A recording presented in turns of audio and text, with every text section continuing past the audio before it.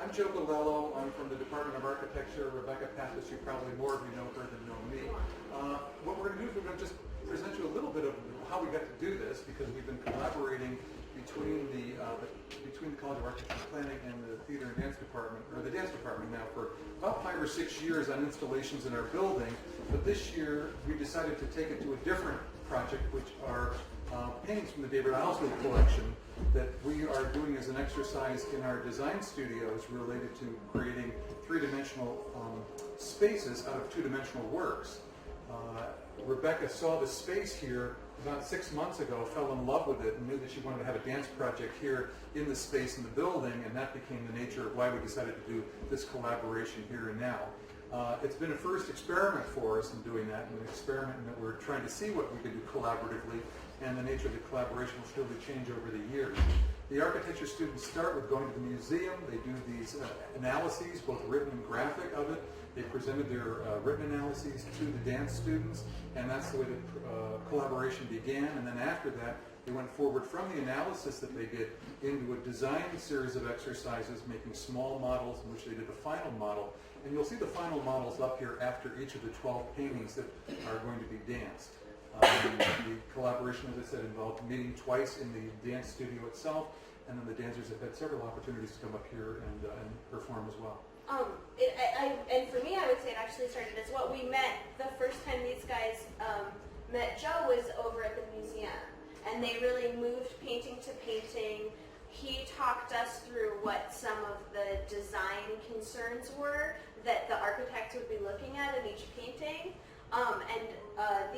These are advanced choreography students, and I thought it would be really valuable for them to make work in reaction to the painting and their own set of choreographic concerns that they were able to pull out of the painting, but kind of like putting those choreographic concerns into conversation with the design concerns that were coming from Joe and then from the architect, because it's two very different ways of looking at paintings, looking at composition, color, bodies, story, space, and I think it really challenged them to both see what they saw in the paintings and move that into a dance, but also really kind of grapple with what another discipline could find in those paintings and how to turn those into pieces of choreography. Great. There's 12 paintings. There's going to be 12 performances. The way this will go is we'll show the paintings. I'll do a brief narration on this, what came out of the students' analyses of the paintings, and then we'll show you some images, maybe 2 or 3 of the students' design work, and then over that, the final piece of the design work, you'll see the dancers or the choreography students actually do a performance that somehow, we'll leave it up to you to see how much collaborativeness you see, or if you see layers of different interpretation. There'll be 12 short pieces, and you're welcome to come in and out between pieces. As more people come in, we'll kind of stop them at the door and usher them in between the dances, and also if you need to go. The entire program is about 25 minutes long. Good. All right. Well, first of all, here's the 12 pieces that we have. We're going to have that up there so you can just see what they are. And they range all the way from about the 1490s up to the 1990s. So it's 500 years of painting and 12 different paintings that are there. And as I said, I'll do a brief narration about what the students' analyses were, and then what they ultimately came up with in design. And then we'll see the pieces themselves. Do you want to come and sit down? Yeah, come right on in. I'm going to have to take some photos from here. All right. That's fair enough. All right, here's the first painting. Will it distract you guys if there's photos? Is that okay? Okay. That's fine.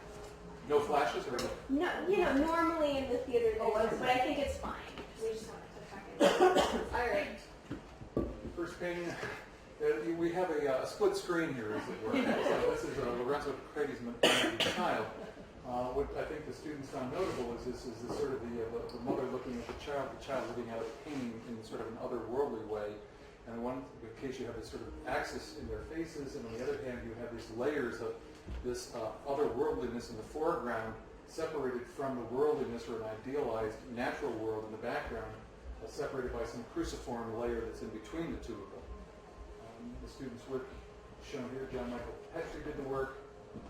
The next slide. And you can see that there's an intention to deal with layers of space in this piece, and somehow the directionality that I pointed out between the Don and child spaces.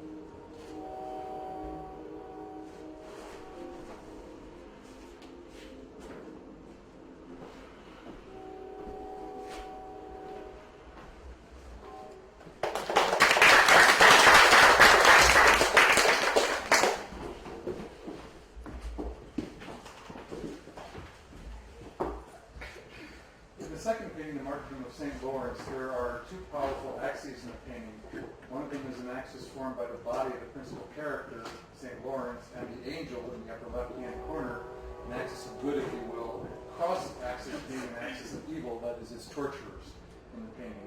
Clearly, the one which is more highly illuminated is the preferable, hierarchically most important one that the student found in the works. Jake Kreitsch did the design, and you can see clearly that there's a sort of a rising character from the martyrdom occurring all the way up to the angelic corner, crossed by its secondary axis.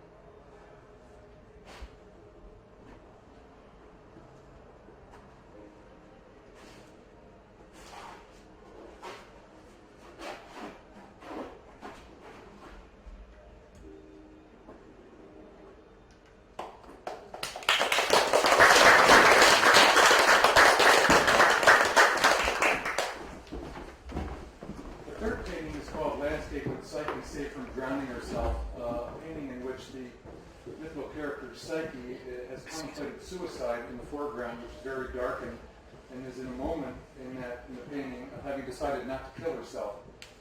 She's in a river, and the river starts in the foreground in this very darkened foreground, but winds its way into this heavenly background. The student, Nick Owsley, in his interpretation, took advantage of that river flowing through it as a way to give his organization to his design that meanders through the thickness of the 1 foot by 1 foot by 1 foot model that he built.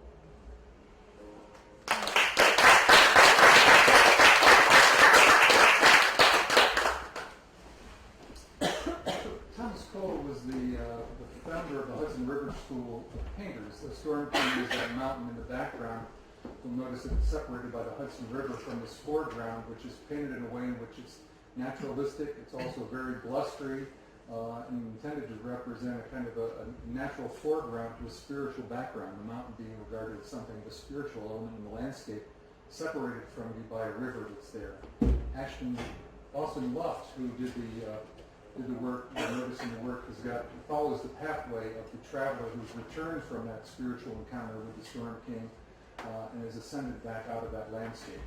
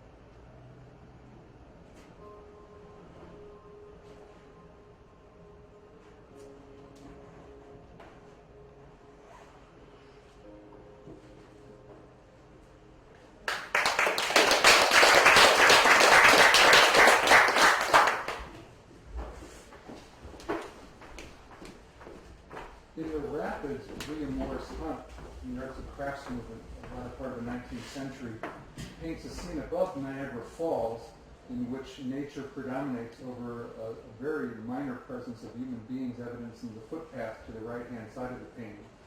Painting culminates in this climactic moment in which the stream comes over some sort of a fall, into a minor fall, and the climax of the painting is on the left-hand side as it's surrounded by a relatively benign landscape and the ferocious force of the river.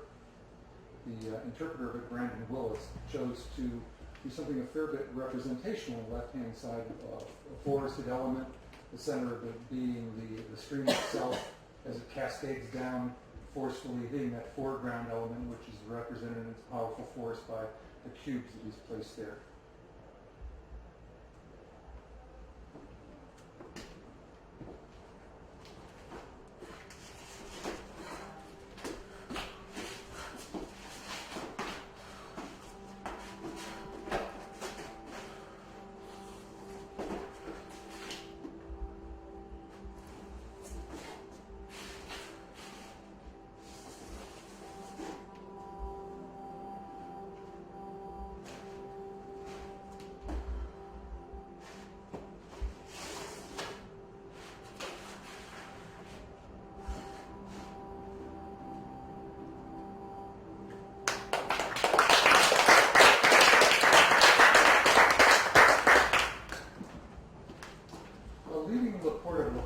The only monumental painting that we have in the whole collection of 12, monumental both in size and in subject matter. It's a blustery day both on the sea and in the sky.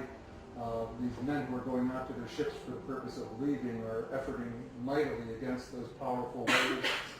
The student who worked on this painting, Connor Mullins, captures that in both the ground on which he's done the work, that is painted in the, or not painted, but modeled in these ways in which you have elements of the floor projecting out as people walk through, and they're echoed in the sky that's been removed from the model. The large elements here are intended to represent the big elements of the large ships in the painting.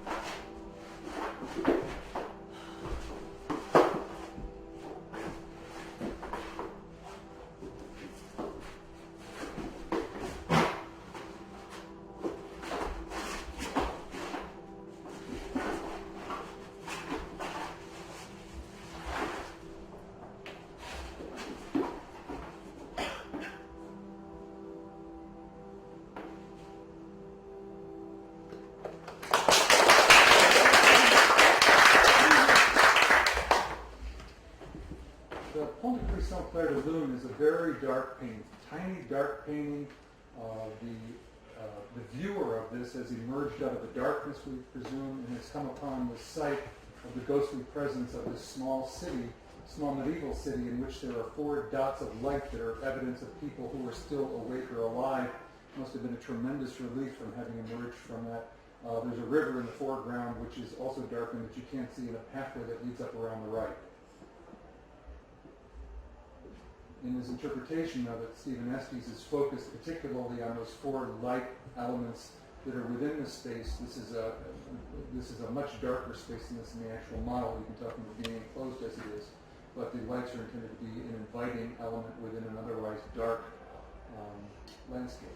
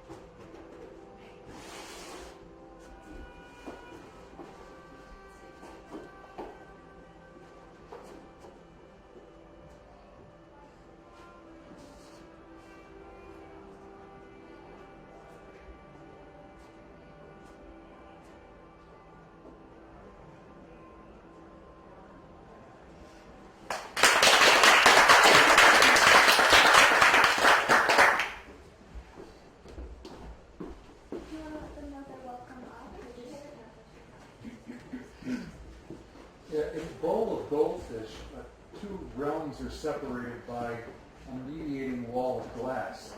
The outer realm is a realm of nature. The inner realm is a social world in which this woman has been isolated, seemingly like the goldfish in the bowl, that is somehow separated artificially from the nature that they would otherwise be a part of, but somehow being able to see it but not be able to participate in it.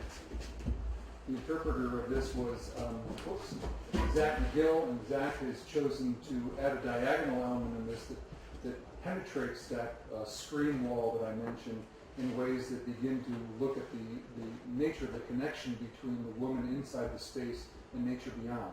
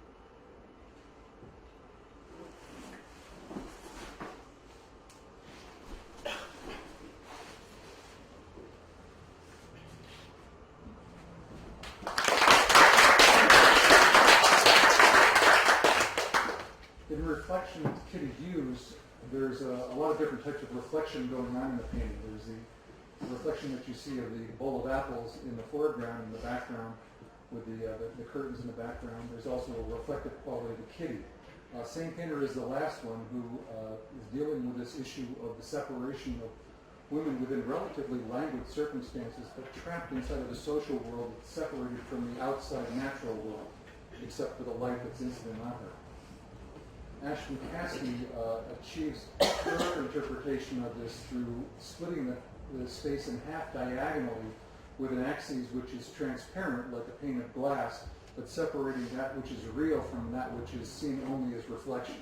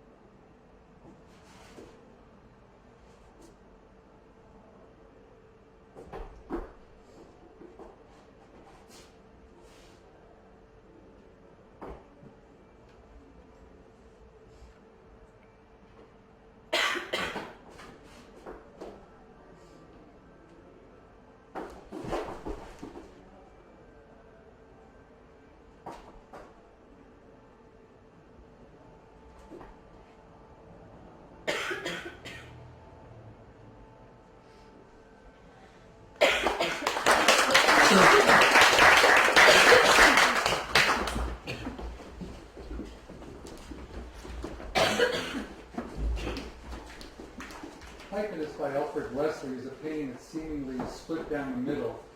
Pythonist is a soothsayer, and one can somehow see that which most of us cannot see. It appears as though the two black objects on the left-hand side are very figural in nature, set against a backdrop which is painted in a way which seems to be more clear than the murky other side of the painting, which one may take to be that which is imagined. In Carter Winslow's interpretation of it, his model takes the soothsayer side of this, that is, that which is imagined or predicted, and treats it as translucent, where the other side is open, clear, and transparent.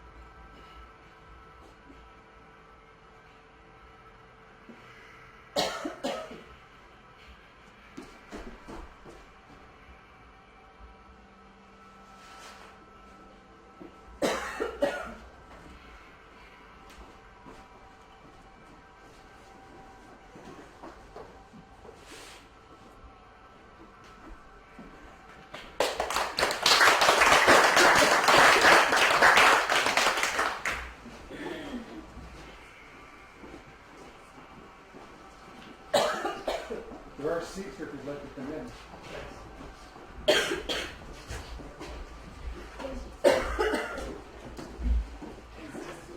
How are you?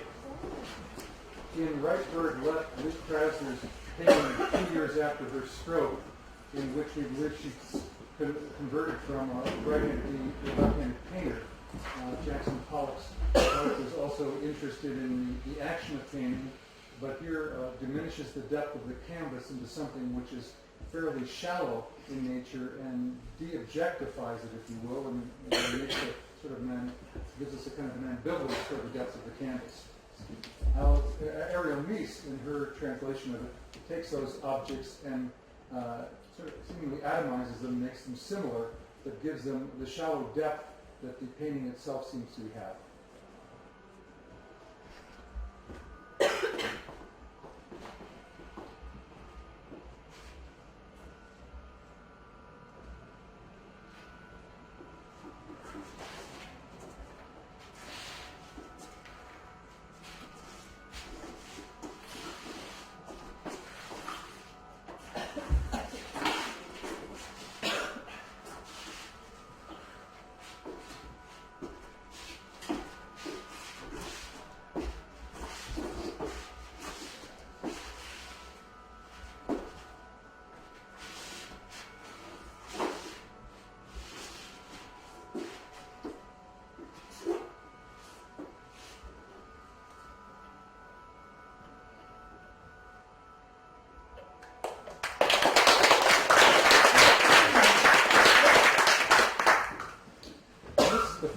painting of our set done by Roger Brown called Burglars, Beaters, and Burners. The riots in Los Angeles that followed the Rodney King police acquittals is painted in bitter irony by Roger Brown, who was from the Deep South and grown up in segregation in the 1940s.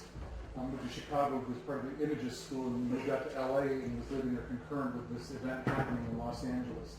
The bitter irony can be captured most readily in the film-like pieces in which these acts of violence are occurring in a rather cartoon fashion in terms of the way in which it's painted. Christian Small takes the hierarchy of the fire and bends it down into the space itself so that as one moves through it, the fire is ever present and creating a kind of chaos within it through the diagonal that it places in space.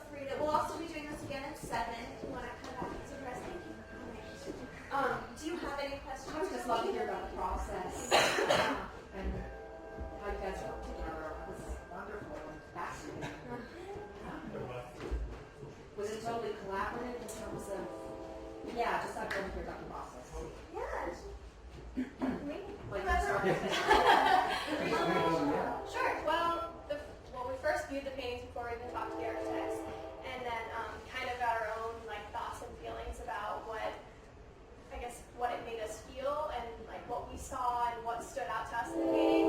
And then our next process was meeting with the architects and hearing the more from their aspect, it was more of a design. It was like, oh, we see a really strong diagonal here, and I was like, wow, I really saw a lot of colors there. That was kind of how I viewed it, and so we kind of compared our notes and kind of had the chance to either take from the painting or take from their design and kind of collaborate in that way. So you spoke, was their design? I'm sorry.